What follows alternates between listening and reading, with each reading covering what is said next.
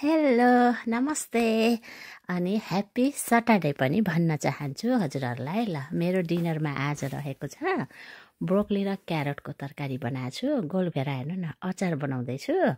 गोलभेराको यो ब्यातल के धनियाँ हालेर यसलाई फिनिसिङ गरेँ। अनि यो चाहिँ आलुदम है, आलुदम पनि एकदम ठिक्कको धेरै स्पाइसी पनि छैन। अनि रातो दालमा रातो खुर्सानीले झानेर बनाएको छु। यो चाहिँ पोर्क बेली करी, पोर्क बेलीलाई करी बनाइदिएछु। यहाँ चाहिँ चामल पनि भिजाएको छु, ड्रमस्टिक पनि एयर फ्रायरमा बनाएको छु।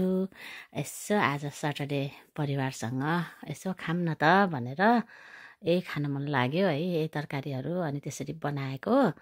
अनि छोरीले चाहिँ ल खाम खाम खाम भन्यो। अनि छोरीले चाहिँ निकाल्दैछ के, अनि ल ल खाम छोरी, हामी पनि रेडी छौँ खानलाई, हामी लाइनमा छौँ भनेर तिमी पहिला झिक भनेर उसको चाहिँ खिच्दिएँ के भिडियो। अनि खिच्दैछ, उसलाई चाहिँ फेरि पहेँलो दाल उसको बेस्ट है, पहेँलो भन्छ क्या, यो त खास त रातो हो कि उसले पहेँलै भन्छ। ल हजुरहरू पनि यसरी सटरडे मनाउनुहोस् है, राम्रो खाएर खुसी भएर।